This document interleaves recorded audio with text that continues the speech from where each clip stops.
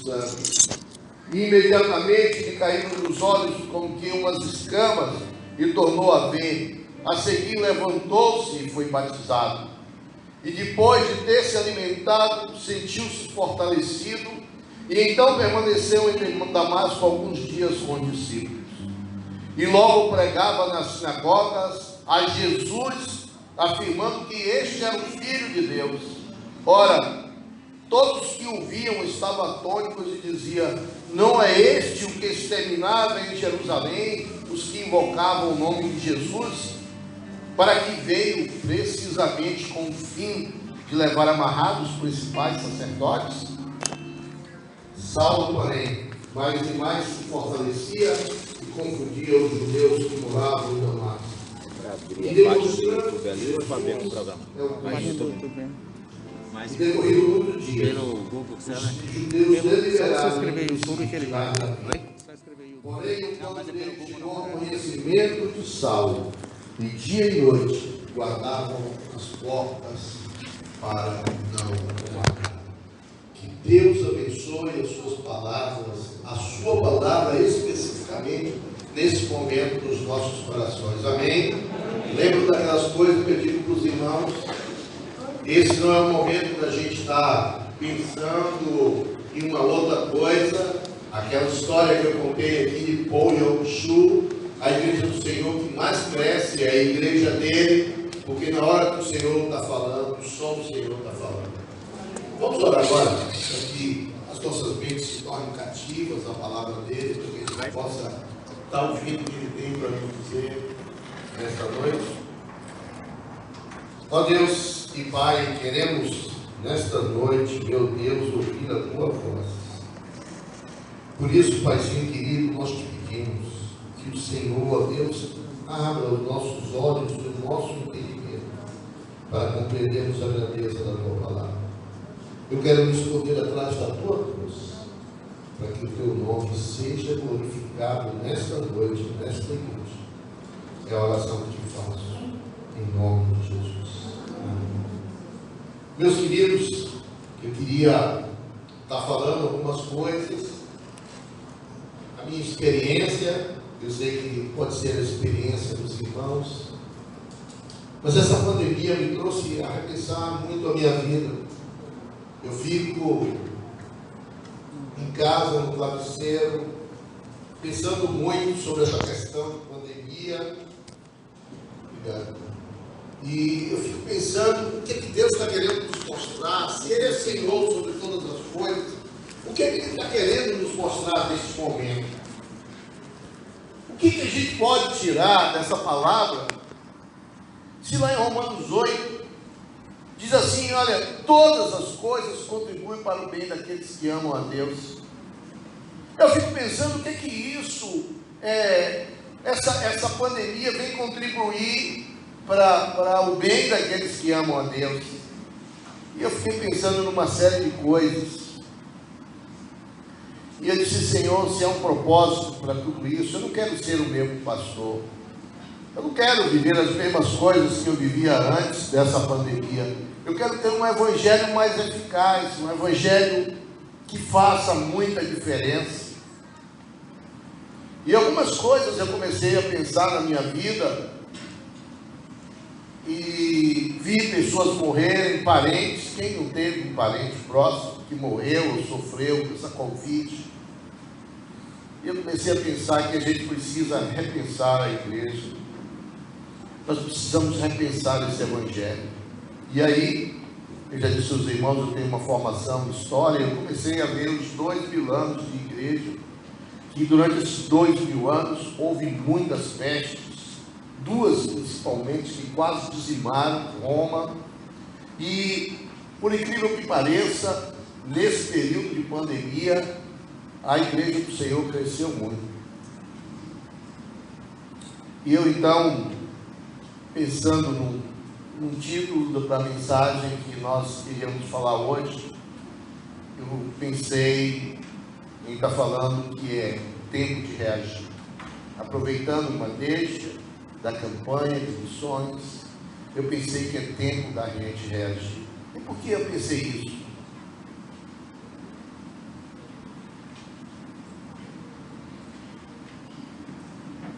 Há um livro muito interessante, escrito por George Barna, em que o nome desse livro é A Rã na Chaleira. Esse livro, A Rã na Chaleira, ele vai falar exatamente sobre uma história, que é a história da rã, que os irmãos conhecem. A Rã na Chaleira é uma ilustração que quase todos nós conhecemos, que conta a seguinte história: se uma chaleira estiver com água quente e você colocar uma rã ali dentro, ela pula, ela não consegue ficar ali porque a água está muito quente, a água está fervendo, e ela junta forças para pular da chaleira. Mas se você pegar uma rã e colocar dentro de uma chaleira com a água fria e começar a esquentar, ligar o fogão e começar a esquentar, a água vai mudando aos poucos, vai mudando, vai esquentando, aquela rã morre ali dentro, sem sair daquele lugar. Eu comecei a pensar que isso estava acontecendo com a igreja do Senhor. Parece que quando nós vivemos tribulações, coisas fortes, a gente pula fora, a gente reage. Mas quando a gente está vendo coisas pequenas, coisas acontecerem, a gente vai ficando como uma rã ali dentro, a gente vai se acostumando com essas coisas. E eu começo a pensar que às vezes é muito importante vir essa chacoalhada sobre nós, sobre a humanidade, porque a humanidade ela começa a pensar que ela vive sem Deus. Ela começa a pensar, e a igreja também, que ela pode viver sem o Senhor da igreja. As igrejas estão entrando num período que é briga por causa de tudo, é briga porque está pintando a igreja de uma cor, é briga porque o coral não cantou antes da oferta. Uma coisa muito interessante, teve um dia lá na igreja que eu pastoreava, que eu peguei e disse assim: hoje eu vou fazer uma coisa diferente, eu vou deixar o ofertório para depois da mensagem, porque eu quero fazer uma entrega de vidas e ofertas, e aí eu vou colocar de um lado vidas, de outro ofertas. E eu comecei, quando eu abri a Bíblia para pegar, os irmãos lá começaram a balançar a mão. Aí o que é? O senhor esqueceu a oferta. É uma preocupação boa, mas eu fico olhando que às vezes a gente, quando acontece alguma coisa, a gente já fica dizendo como é. A gente está vivendo num período de tantas coisas certinhas, que a gente está vivendo mais parecido com os fariseus do que, na verdade, com a igreja de Cristo. E nessa perspectiva, eu fiquei pensando numa coisa, meus irmãos, eu quero compartilhar nesta noite sobre isso. A gente lê o livro de Atos, eu estou há um mês lendo a Bíblia e não passei do capítulo 10 do livro de Atos. Eu estou lendo o livro de Atos. Eu estou assim começando a pensar numa coisa: o que é que havia naquela igreja, o que é que havia na igreja daquele tempo que fazia com que as pessoas se convertessem. A gente vem num culto pregar uma mensagem domingo de noite, uma mensagem evangelística, não tem um visitante na igreja. E eu fico pensando que a gente precisa repensar essa igreja nesse novo normal da pós-pandemia, que já está acabando, em nome de Jesus. E a gente começa a ficar pensando nisso: o que é que aquela igreja tinha, quais eram as coisas que aquela igreja tinha e que a gente precisa aprender. E por isso, eu peguei a vida de um homem, peguei a vida de Ananias, para a gente estar pensando exatamente sobre ele. E eu olhar para a vida de Ananias, e uma das coisas que me chama a atenção é que Ananias não era chamado de evangélico, Ananias não era chamado de crente, Ananias era chamado de discípulo. O texto começa falando para nós, no capítulo 10, no versículo 10, ora, havia em Damasco um discípulo chamado Ananias. O texto bíblico, quando começa com outra pessoa, diz: olha, havia ali naquele lugar alguém chamado Dorcas, havia naquele lugar alguém chamado Saulo, havia naquele lugar alguém chamado fulano. Mas há algumas pessoas, quando a gente lê no livro de Atos, que quando começa a história dele, começa: havia naquele lugar um discípulo chamado fulano.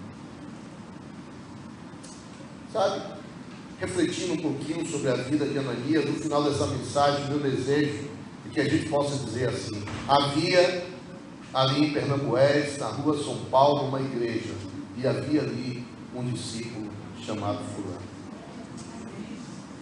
Mas para ser chamado de discípulo, é necessário algumas coisas que a gente precisa estar entendendo, porque a gente precisa ser discípulo e não a rã, porque a rã, ela se acostuma com algumas coisas.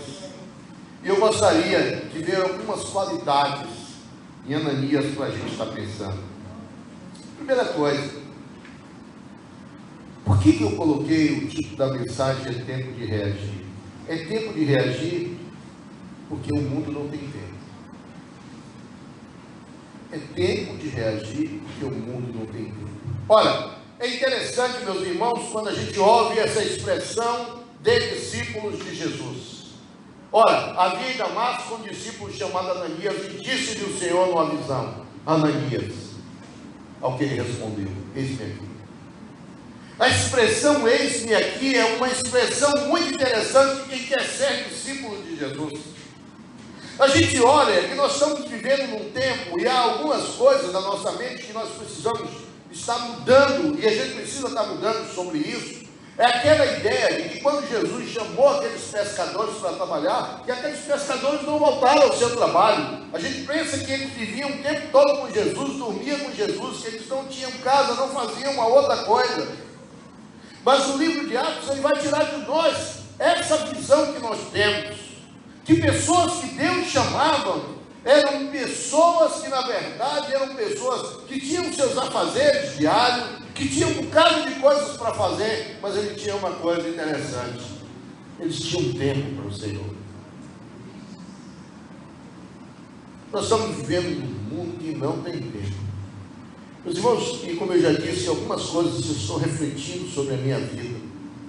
Primeira coisa, eu começo a pensar quanto tempo eu passo na frente de um celular, com tanto grupo de WhatsApp que eu tenho, e quanto tempo eu passo na Bíblia. Eu cheguei à conclusão de que eu passo mais tempo na frente do celular do que na palavra de Deus. E eu sou um pastor. E eu comecei a pensar nisso na pandemia. Eu estou dizendo, meu Senhor está voltando para buscar a sua igreja, eu também posso morrer nessa pandemia. E o que vai acontecer na nossa vida, com a vida que nós estamos levando, uma vida simplesmente sem tempo para o Senhor? E eu fico pensando, por que o Senhor escolheu Ananias para falar? Por que o Senhor escolheu Ananias para ir exatamente falar com Paulo? E aí vem a expressão do Senhor quando fala com Ananias: dispõe, ou seja, vá, faça isso. E eu começo a pensar que as pessoas que Deus começa a escolher e que levam esse nome de discípulos são pessoas que colocam Deus num lugar especial no seu tempo e o tempo de sua vida. Nós estamos como igreja, meus irmãos, e aí quando eu falo igreja, eu não falo igreja Nova Jerusalém, mas eu falo uma igreja geral. O repensar da minha vida é que nós escolhemos um tempo e um canto para o Senhor na nossa vida. A gente já escolheu ali aquele cantinho, domingo de noite, escolhemos um outro cantinho, quarta-feira ou quinta-feira, para o culto de oração para o Senhor, e nós estamos vivendo a maior parte da nossa vida sem que o Senhor seja o Senhor da nossa vida. E eu fico pensando, como Deus pode usar a sua igreja, se é uma igreja que não tem intimidade com Ele, se é uma igreja que não tem tempo para Ele, e se é uma igreja que não vive um tempo para Ele.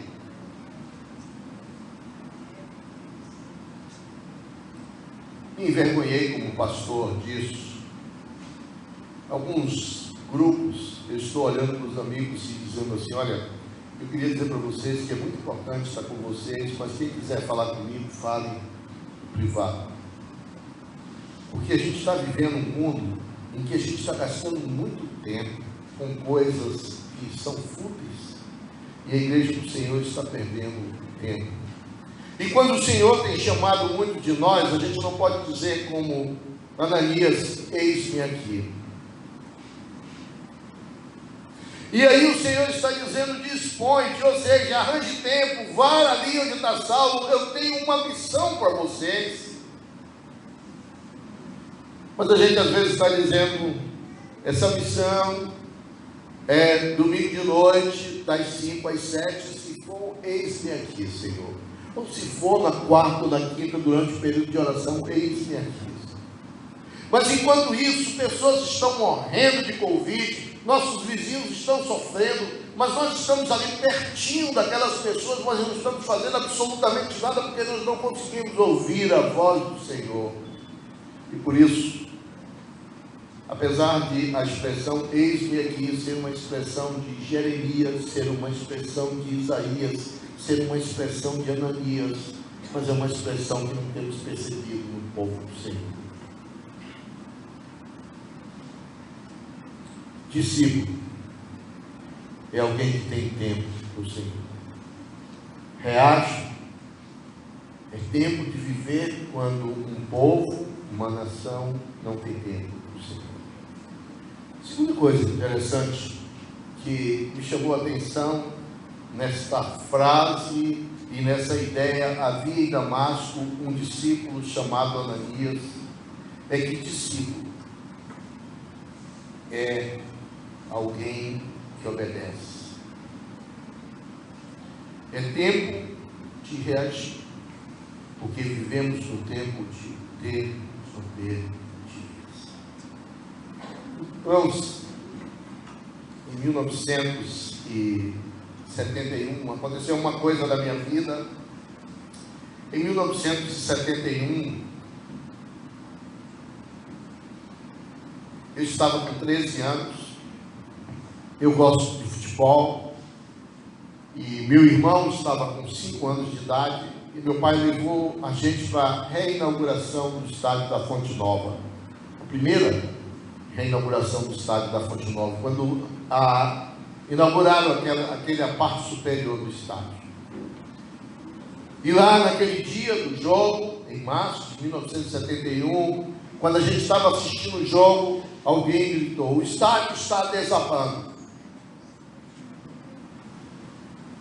Eu tinha 13 anos, meu irmão com 5 anos, eu estava com um amiguinho meu que eu levei, do colega, e eu estava com meu pai, e meu pai pegou o meu irmão, é uma coisa que eu nunca esqueço da minha vida, colocou meu irmão no macaquinho, deu uma mão para mim, deu uma outra mão para o meu amigo e disse: nós vamos subir. Estava todo mundo descendo e se jogando no poço do estádio, todo mundo querendo ir para o campo, se jogando, e eu lembro o meu pai com a mão segura, firme em mim, falando assim: nós vamos subir.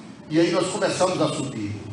O meu amigo era 2 anos mais velho do que eu, ele tinha 14, 15 anos. Ele soltou da mão do meu pai, desceu correndo e foi no meio daquela multidão e ele pulou. E eu fiquei olhando para trás, vendo o meu amigo descer correndo. O meu desejo era de descer ali atrás daquele meu amigo, porque se todo mundo estava indo daquele lado, se a lógica era que se todo mundo está indo para ali, a lógica se está desabando o estádio, é que você precisa descer para aquele lugar. Mas eu estava com meu pai, e eu precisava ser obediente ao meu pai. Meus irmãos, meu pai faleceu. Para mim, grande símbolo da minha vida, o grande ícone, não existe um outro homem. Mas naquele dia, o meu desejo também era soltar da mão do meu pai e descer. Mas eu tinha uma confiança muito grande no meu pai. Ia descer. Mas qual é o motivo dessa ilustração, pastor Ivan? É que eu quero dizer que nós estamos vivendo, e para ser discípulo de Jesus, ser discípulo é alguém que obedece, mesmo quando nós não entendemos, diante do mundo que nós estamos vivendo. Vamos para o texto bíblico?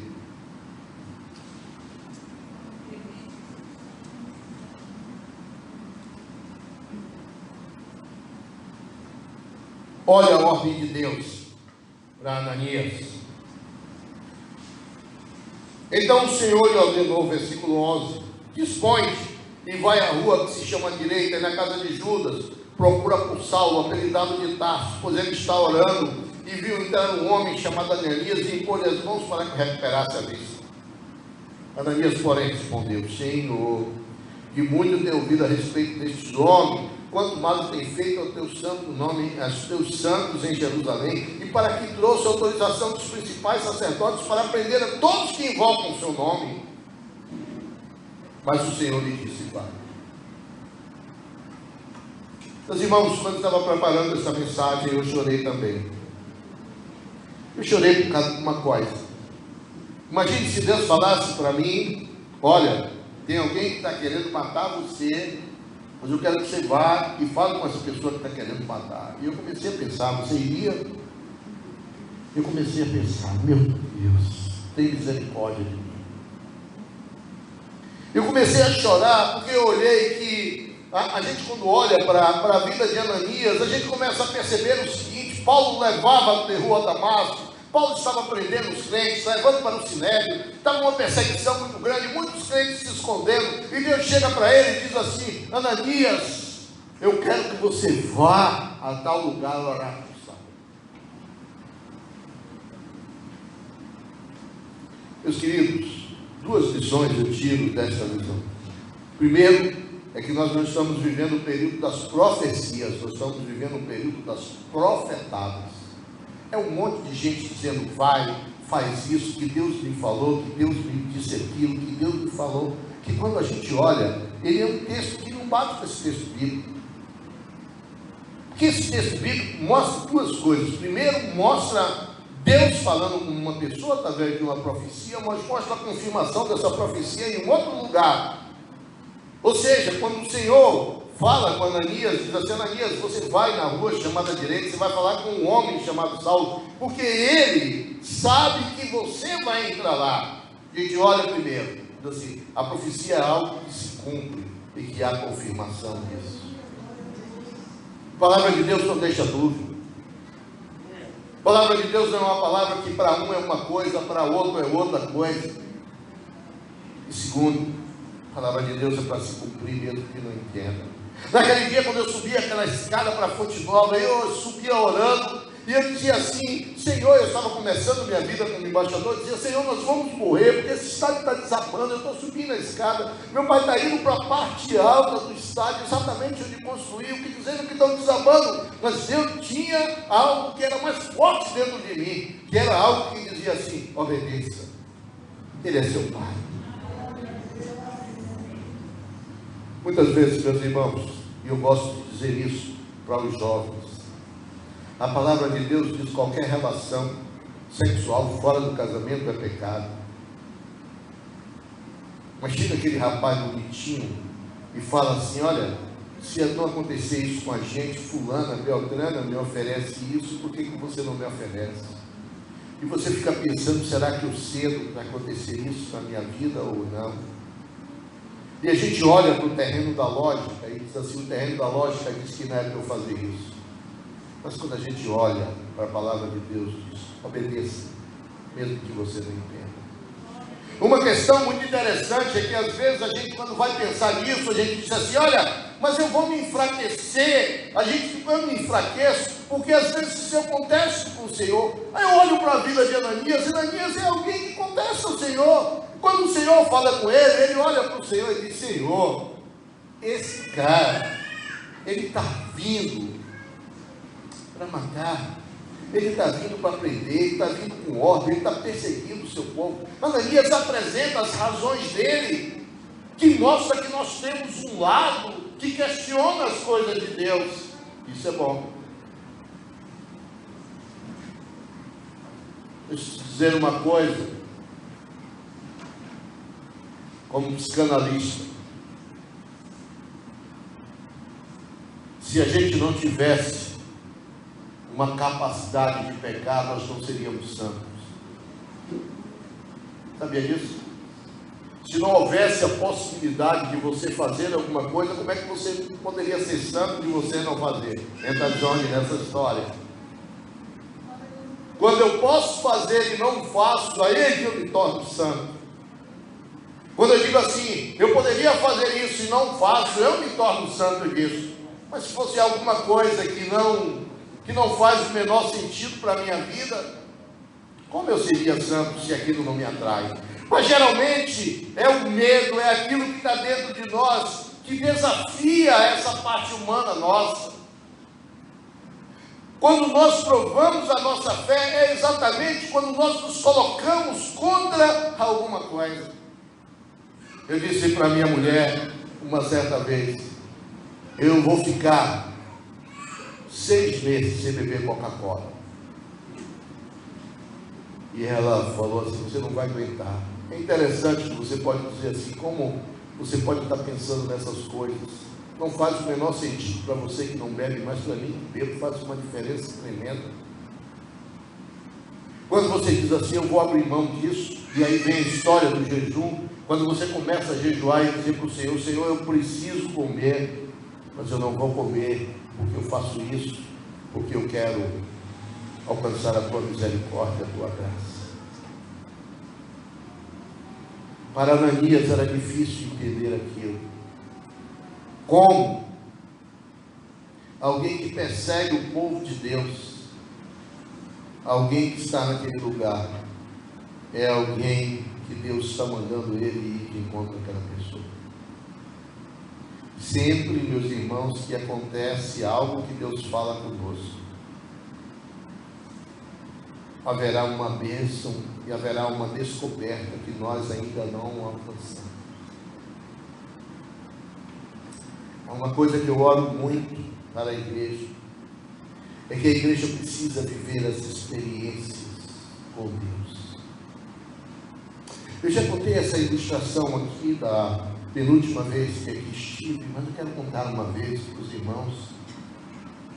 Eu falei essa história que eu gerenciava crise na Polícia Federal.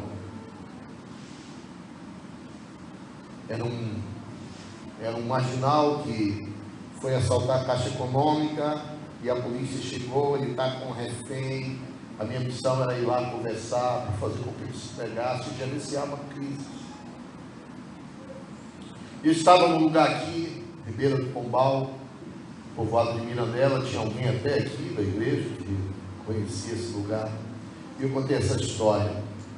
Chegou uma indenização para pagar, para liberar os conceitos que estavam dentro de uma reserva de índio, e eu coloquei assim, olha, é preciso, só tem, por exemplo, 50% do valor dessas coisas, e é preciso que você faça uma seleção, não vai dar para tirar todo mundo, tire aqueles que estão com mais pressa, com mais necessidade. E eu avisei isso para as pessoas, e eu precisava fazer uma seleção junto com a FUNAI para saber quem ia tirar primeiro de lá. E apareceu uma senhora crente para mim, e ela contou a seguinte história: eu preciso sair daqui porque Deus me falou que eu preciso levar minha filha em São Paulo para casar com um rapaz. Há uma expressão em Gênesis que diz assim, Sara riu dentro de si mesmo. Já viu essa expressão na Bíblia? Eu ri dentro de mim mesmo. Eu estava achando que aquela pessoa, aquela irmã, estava querendo me ludibriar. Porque ela tinha dito que ia levar uma filha dela para casar com um rapaz que a filha nunca tinha visto e que ela só conhecia o pai desse rapaz. E eu falei, está bom, a senhora pode ir que eu vou pensar nisso. Eu ri dentro de mim mesmo. Ela disse que Deus tinha falado com ela e eu não acreditei. Os irmãos passaram, isso foi numa terça-feira. Eu fui um sábado para casa e quando eu estava em casa, eu recebo a notícia que tinham matado um índio e que os índios estavam em pé de guerra e eu precisava voltar para aquele lugar. E eu tinha acabado de chegar no dia anterior e eu disse, olha, minha roupa não está lavada e tal. E meu chefe disse, você vai para lá agora e depois levam sua roupa. E eu cheguei, isso era umas 2 horas da tarde, eu cheguei umas 6 horas no povoado, só com a roupa do meu corpo, esperando meus colegas chegar. Chegou a polícia militar que estava em Cipó, nos ajudou a cercar o lugar para não acontecer mais mortes. Chegou 9, 10 horas, e não chegou mais policial federal nenhum. Eu estava tão aborrecido, irmão, mas tão aborrecido, que eu comecei a orar a Deus e dizer, Senhor, o que eu estou fazendo aqui nesse lugar? uma roupa para trocar, eu não tenho banho para tomar, porque eu não tenho cueca, não tenho nada para trocar, eu não tenho um lugar para dormir, eu vou dormir dentro desse carro. E comecei a orar e questionar a Deus. Quando eu estava orando e questionando a Deus, demorou uns 15 minutos, veio um soldado da PM e disse: tem uma senhora querendo falar com você. Falei: uma senhora? Se é, ela está lá fora do cerco. Nós tínhamos feito um cerco, que ninguém poderia entrar nesse lugar, e eu fui caminhando para aquele lugar. Era mais de 10 horas da noite, tudo escuro. Quando eu chego, está com aquela senhora naquele lugar, ela está com um embrulho na mão, e ela falou assim: Deus mandou que eu trouxesse essa rede para você, mandou que eu trouxesse esse cobertor para você, e trouxesse essa pipoca para você, porque ele acabou de falar comigo que eu devia trazer isso para você. Meus irmãos, se eu contar essa história 20 vezes, eu consigo chorar 20 vezes, porque eu começo a perceber que tem coisas que, essas coisas são de Deus, que a gente como discípulo, a gente não tem explicação lógica, não tem sentido. Às vezes a gente quer viver um evangelho lógico. Não, a igreja sempre fez assim, a igreja faz isso. As coisas de Deus, elas são assim, é só obedecer e esperar que Deus faça. O crescimento de uma igreja, ela não depende de métodos. O crescimento da igreja, ela não depende de uma boa pregação. O crescimento de Deus, ela não depende de um bom pastor. Ela depende de uma igreja que tenha submissa a Deus. E eu aprendi isso durante esse período de pandemia. Eu quero ser um pastor que vive debaixo dos livros. Eu gosto, eu tenho uma biblioteca, mas não é só isso, não é só essa cultura, é o joelho no chão, é entender que Deus é Senhor sobre a sua igreja. Eu olho para Ananias e eu vejo por que Ananias é chamado discípulo do Senhor. Porque ele obedecia, mesmo quando não entendia. Ele obedecia a Deus, mesmo quando ele não tinha uma compreensão de coisas. Ele obedecia ao Senhor, mesmo quando essas coisas não tinham um raciocínio lógico, porque mais uma vez, aquela senhora levar a sua filha para casar com um rapaz que a sua filha não conhece, é algo absurdo para o nosso tempo, continua sendo absurdo para mim. Mas Deus fazia isso com ela, porque ela cria dessa forma. Quando eu olho, meus irmãos, para a vida de Ananias, o Senhor chama Ananias porque sabia que ele ia obedecer. Às vezes nós deixamos de ser bênção, porque o Deus que nos conhece sabe, ele tem uma missão para cumprir, diz assim: não, eu vou mandar outro, porque fulano não vai cumprir. Perdemos a chance de sermos usados por Deus para fazer as coisas. Ananias dispõe, ou seja, Ananias vai. Você não está entendendo, e a explicação que Deus dá é muito interessante, porque Deus podia dizer para Ananias assim: Ananias, você é um cara sensacional, você é um cara legal, por isso que eu estou mandando você, mas eu não disse absolutamente nada na minha, só diz assim: vai, porque essa pessoa que você vai falar é uma pessoa que interessa. Vale isso.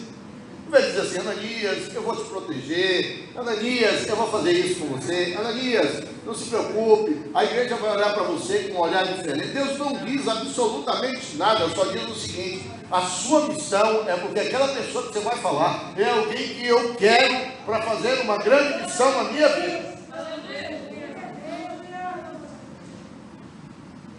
Às vezes estamos fazendo coisas que nós não entendemos, mas a característica de uma igreja que quer crescer, que precisa ser uma igreja obediente.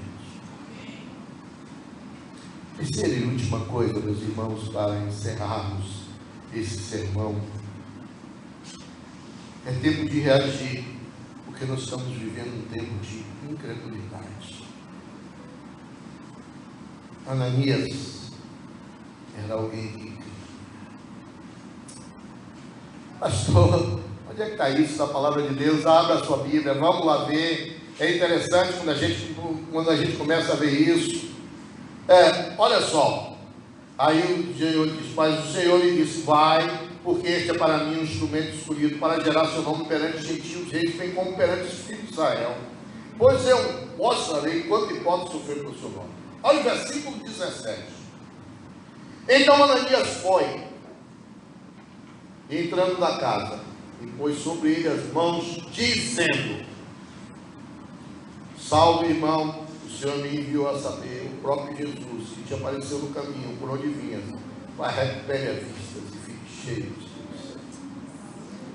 Quando eu olhei para esse texto, eu fiquei envergonhado de mim mesmo também de novo. Sabe por quê? Porque se Deus me mandasse ir numa casa e dizia assim: chega lá para o teu inimigo e fale para ele, provavelmente eu bateria na porta, eu me vi no meu travesseiro pensando nisso, e diria assim: oi gente, tudo bem? E aí, quem é esse cidadão? Ah, esse é Saulo. Oi, prazer, Saulo, tudo bem? A gente começa fazendo assim, sabe por quê? Porque a gente faz do lugar, mas a gente tem a nossa incredulidade para caminhar com ela. Mas o que eu olho para esse texto, e esse texto me impressiona, é que no versículo anterior, Ananias diz: olha, Senhor, esse daí que o Senhor está querendo ir é alguém que nos persegue, é um perseguidor, é um inimigo nosso, é alguém que está vindo contra o seu povo, tem missão para prender, tem carta para prender a gente e tal. Mas quando ele bate naquela porta, que a porta abre, que ele vai na direção de Saulo, ele diz: Saulo, irmão, Deus te mandou falar com você. Vamos, meus irmãos, chamar alguém que você sabe que te persegue, que é seu inimigo, que foi para lhe prender, para chegar ali e começar o texto dizendo: Saulo, irmão, é alguém que crê piamente que Deus fala com ele.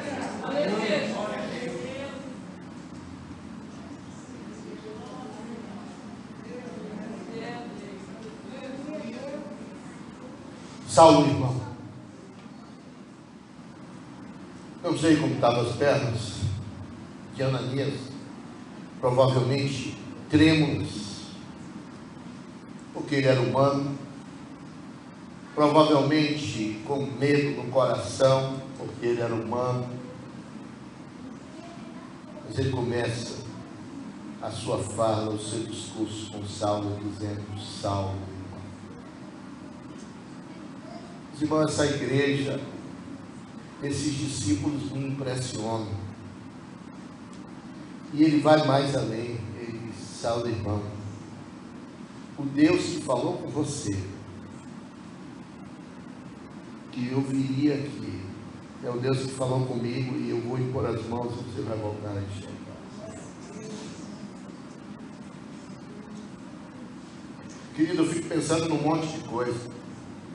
Eu fico pensando se aquele Pedro, que ele nega Jesus não sei quantas vezes, tempos depois, é aquele mesmo Pedro que entra pela porta de Formosa e olha para aquele mendigo que está ali, para aquele aleijado, e diz assim: eu não tenho ouro nem prata, mas aquilo que eu tenho eu te dou, levanta-te.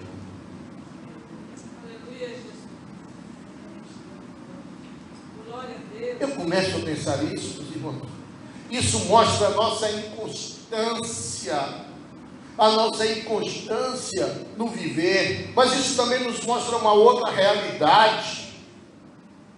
E eu tenho uma preocupação muito grande. Eu quero abrir um parêntese aqui. Eu começo a ter preocupações com testemunhos e histórias igual a essa, em que o cara vai lá e diz assim: olha, o Senhor falou comigo, e grossa até a voz, o Senhor falou comigo, e eu em momento algum tive medo, e eu em momento algum tive dificuldade, eu enfrentei, estufei meu peito e entrei naquele lugar. E você começa a ver: eu fiz isso, eu fiz isso. Eu fico olhando que aquela pessoa fica lá em cima e Deus fica pequenininho nessa mensagem. E eu começo a pensar, como psicanalista também, Qual é a história que está por trás desta mensagem? É alguém que está querendo mostrar o seu complexo de inferioridade, está querendo se mostrar para a igreja, ou é alguém que quer ver o nome de Deus glorificado através da sua vida? Porque quando alguém quer ver o seu nome glorificado, seu nome glorificado, tem um monte de eu na história, um monte de peito cheio, um monte de história forte. Quando é o nome de Jesus que é para ser glorificado, é uma história igual a essa de Ananias.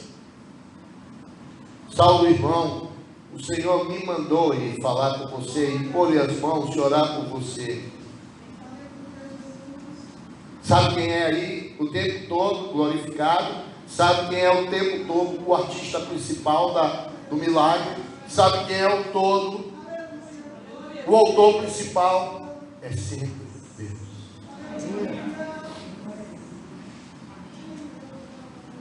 Glória a Deus. Quando eu pensei isso, pensei numa outra coisa que aconteceu na igreja que eu pastoreava. Eu preguei um sermão. Naquele dia eu senti que Deus me usou de uma forma muito poderosa. Quando eu saí,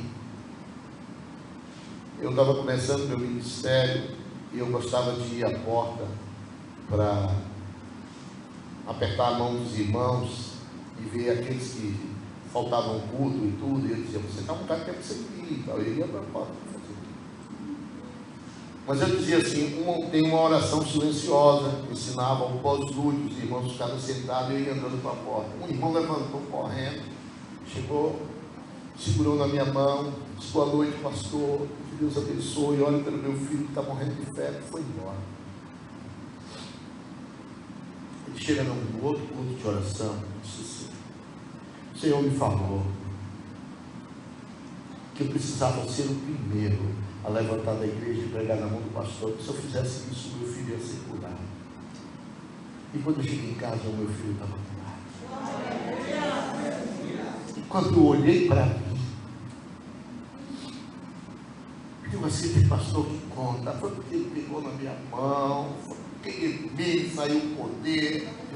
Meus irmãos, vêm de longe, imaginava que aquilo estava acontecendo naquele lugar, naquela hora e naquele momento, porque Deus não quer essa coisa de pastor ser alguém que coloca-se ele no altar e depois a gente fica dizendo assim, ficamos decepcionados. Não ficamos decepcionados com Deus, nós ficamos decepcionados conosco mesmo, porque colocamos ele nos lugares que é lugar de Deus. E por isso nos decepcionamos com o pastor, nos decepcionamos com o irmão, nos decepcionamos com nós mesmos. Nós só somos canais. E Ananias mostra isso. Eu quero encerrar esse sermão falando uma coisa muito interessante.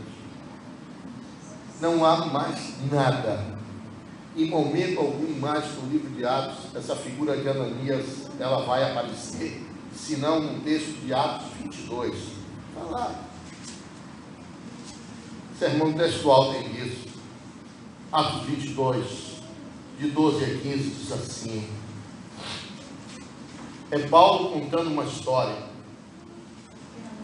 E quando Paulo conta a história, ele diz: um homem chamado Ananias, piedoso conforme a lei, tendo bom testemunho de todos os judeus que ali moravam, veio procurar-me, pondo-se junto a mim, disse: Saulo, irmão, receba novamente a vista. Nessa mesma hora recobrei a vista e olhei para ele. E então ele disse: o Deus de nossos pais de antemão te escolheu para conheceres a tua vontade, veres o justo e ouvir uma voz da sua própria boca, porque terás de ser testemunha diante de todos os homens das coisas que tem visto. A gente não vê Ananias falando dele mesmo. A gente não vê Ananias dizendo que ele era justo, que ele era piedoso. A gente não vê isso. Quem fala isso, quem dá testemunho dele, é aquele que foi trabalhado por ele. É Paulo que diz: Ananias era um justo, ele tinha um bom testemunho, ele era alguém que estava ali, e ele veio, e ele falou isso comigo, ele me disse todas essas coisas, e depois sumiu da minha vida. Às vezes nós estamos construindo discípulos para nós mesmos, Às vezes a gente está construindo igreja para nós mesmos. Às vezes nós estamos fazendo um monte de coisa para nós mesmos. E é por isso que às vezes vem qualquer tempestade que está derrubando igrejas, porque nós estamos fazendo igreja baseada em homens, baseada em pessoas. Mas quando a gente olha para a vida de Ananias, a gente percebe que era um homem que se escondia atrás da cruz de Cristo.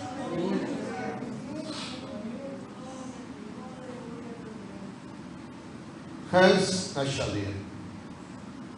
Meus irmãos, nós estamos vivendo um tempo. Eu quero encerrar com quem quiser. A Evangelaci pode dar meu número de celular. Eu mando pelo zap para você uma história do coral gay. Quantos aqui já viram isso? Coral de gay nos Estados Unidos. Já viu? Esse coral está na internet. Conta uma história. Um coral de gay canta uma música e a música é assim: você está com medo de nós, porque nós vamos conquistar seus filhos. Nós vamos acabar com o fundamentalismo de vocês. E vocês sabem que isso é verdade. Eu me assusto um pouco com coisas na internet, mas esse vídeo dizendo que os gays vão começar a catequizar os nossos filhos, e eles dizem mais, os seus filhos vão evangelizar e catequizar outros. E esse fundamentalismo de vocês, o que eles chamam de fundamentalismo, é a nossa fé, vai acabar. É o ousado que está falando ali. É o ousado. Nós estamos vivendo como rãs na chaleira. A água está esquentando. A temperatura está subindo. Mas a gente não consegue pular fora da chaleira. Porque enquanto a gente aguentar, a gente vai ficar vivendo esse evangelhozinho de conquistar uma pessoa hoje, outra amanhã. E quando a gente olha para o livro de Atos, a gente vê 3.000, 5.000 pessoas sendo convertidas num só dia.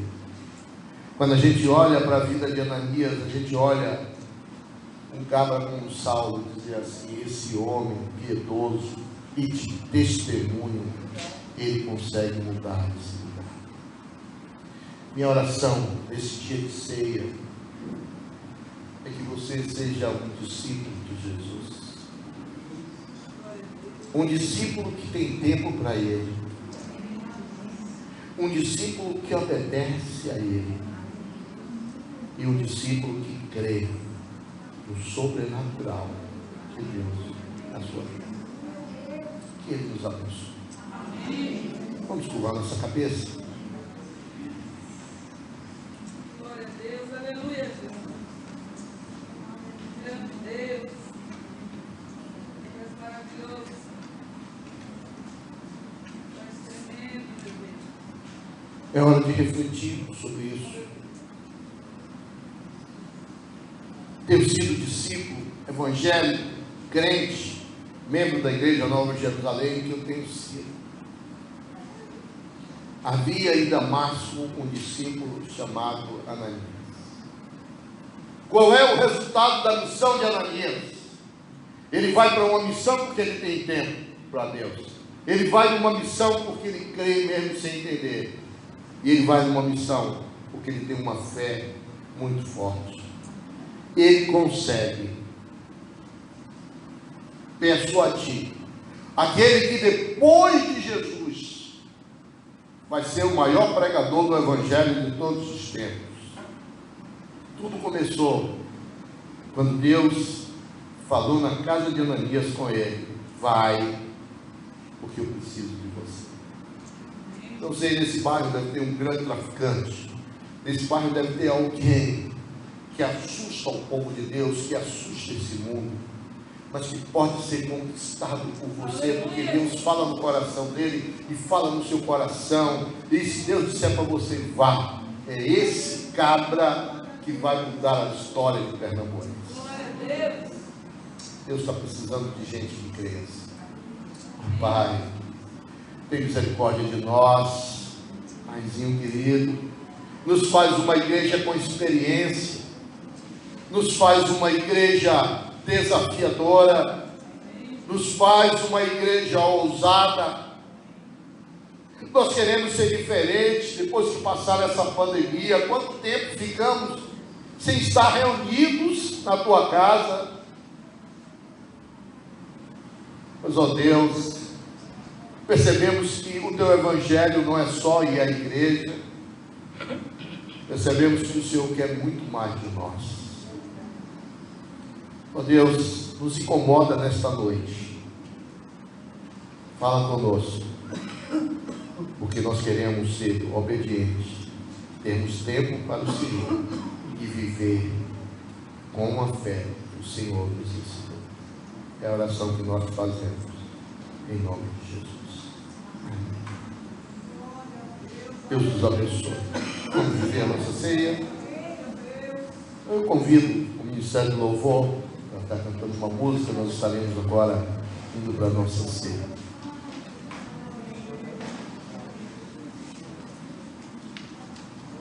Me perdoe, é o coral? Quero cantar nesse momento.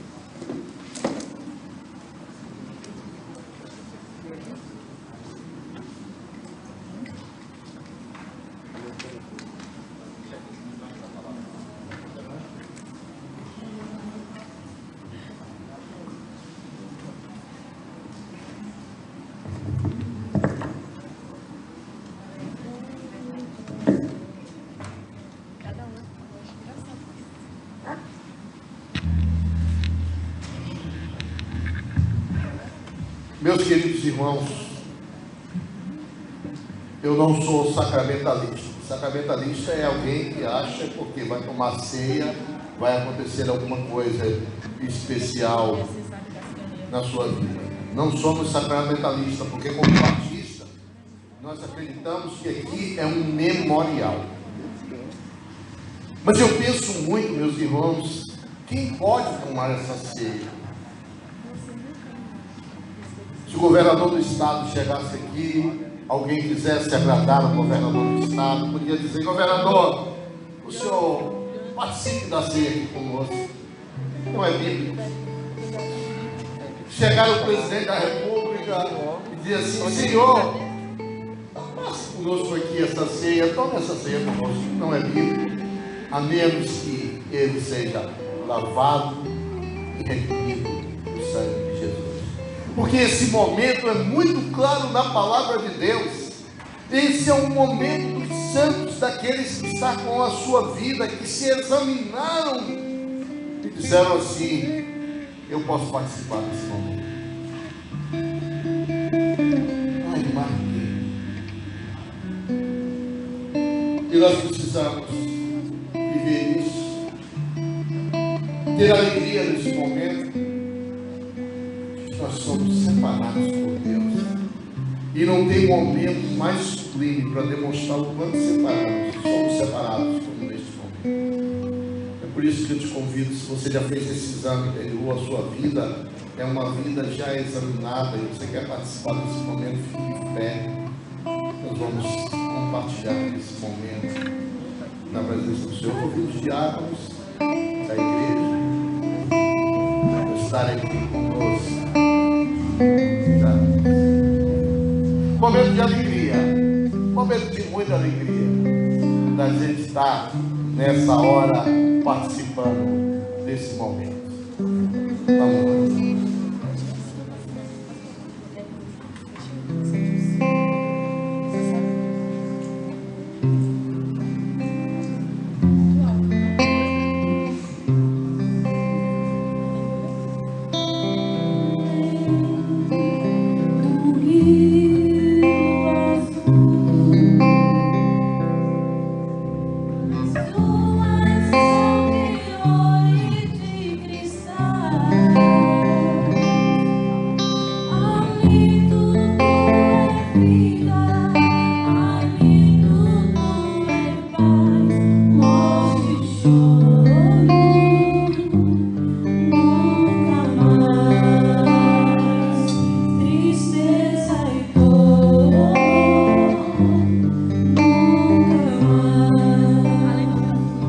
Momento dos escolhidos, dos separados.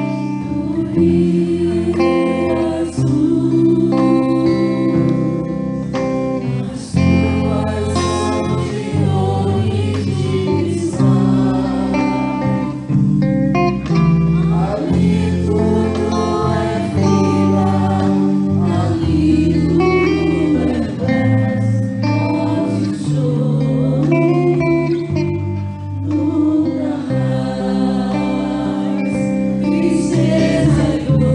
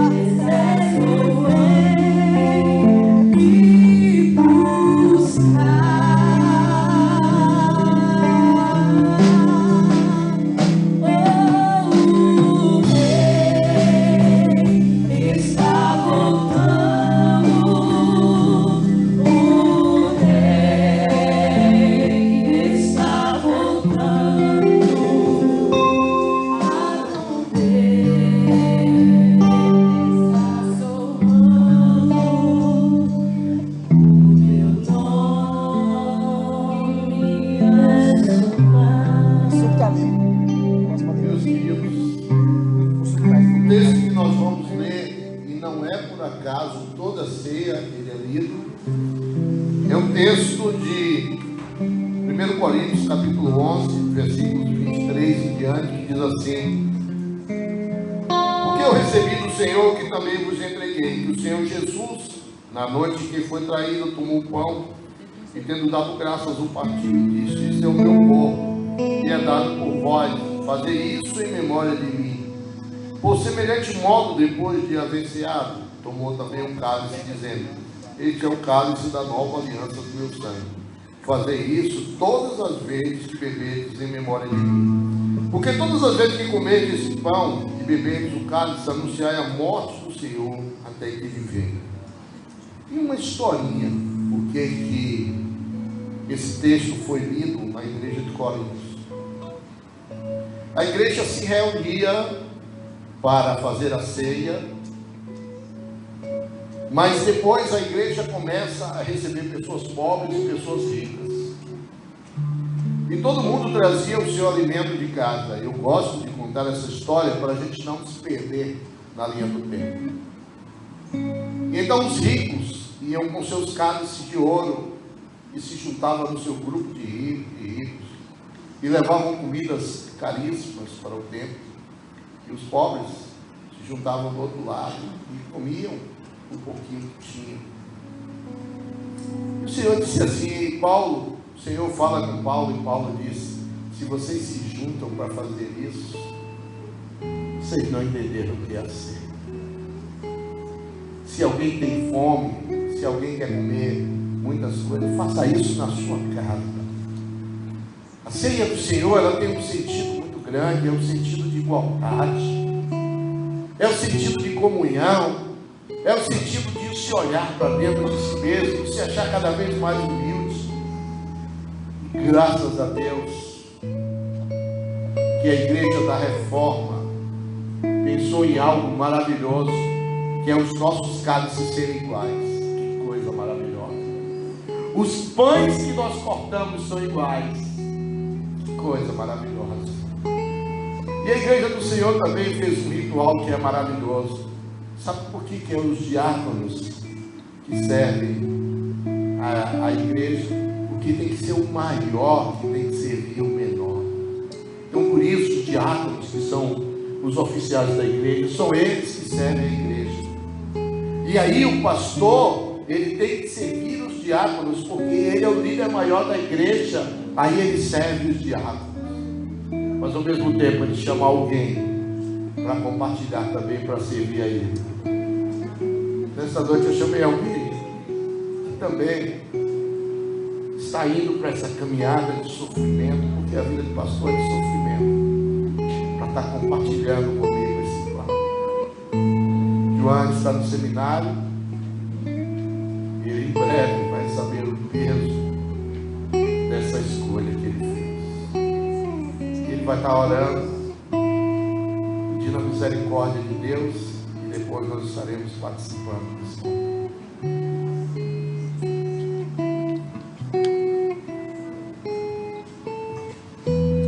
Soberano Deus, amado Pai, que louvamos nessa hora, Senhor, em que nós nos encontramos diante da mesa do Senhor. Obrigado pelo privilégio do Senhor, meu Pai, nos chamarmos de filhos, filhos amados. E nessa hora, meu Deus, queremos te pedir que o Senhor retire de nós aquilo que não te agrada, aquilo que tenta nos afastar de Ti, e que a cada dia, Senhor, possamos nos apegar a Ti, Senhor, sabendo que o Senhor tem todo o controle em Suas mãos. O Senhor é dono das nossas vidas.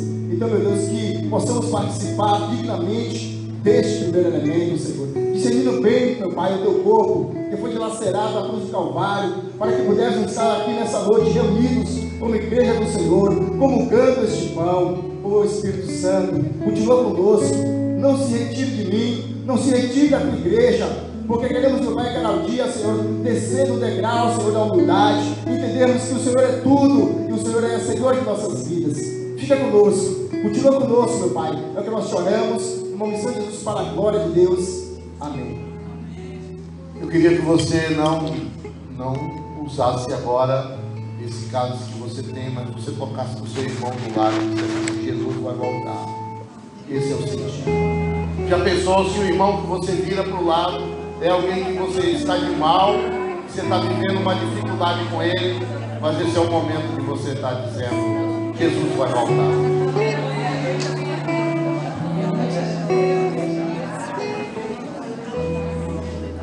Participemos então desse momento.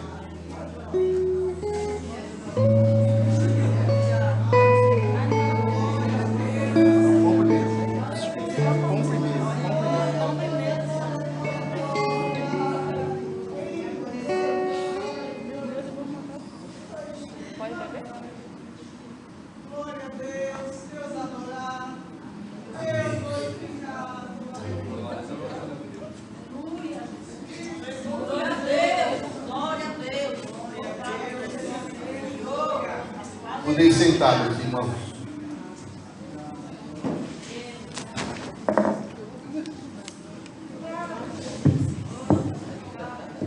Podem sentar. O diácono Luiz estará recolhendo os dons. Jesus. João, pode cantar? Ou você quer? Porque ele vive.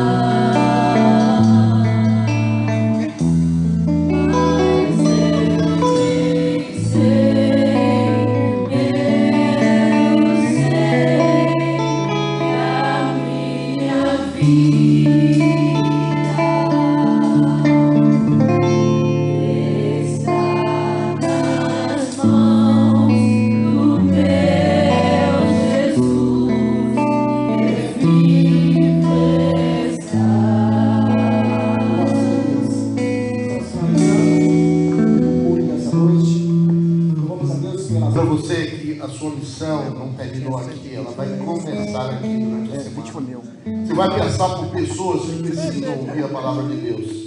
Lembre-se, havia em Damasco um discípulo chamado Ananias. Que o amor de Deus, o nosso Pai, que a graça infinita e salvadora do seu Filho Jesus Cristo, que a comunhão e a doce consolação do Espírito Santo de Deus repouse sobre toda a Igreja Batista Nova Jerusalém e sobre todo o povo de Deus espalhado pela face da terra, agora e para sempre. Amém. Vão em paz, meus irmãos. Que Deus abençoe uma semana na presença de Deus, para a honra e para a glória dele.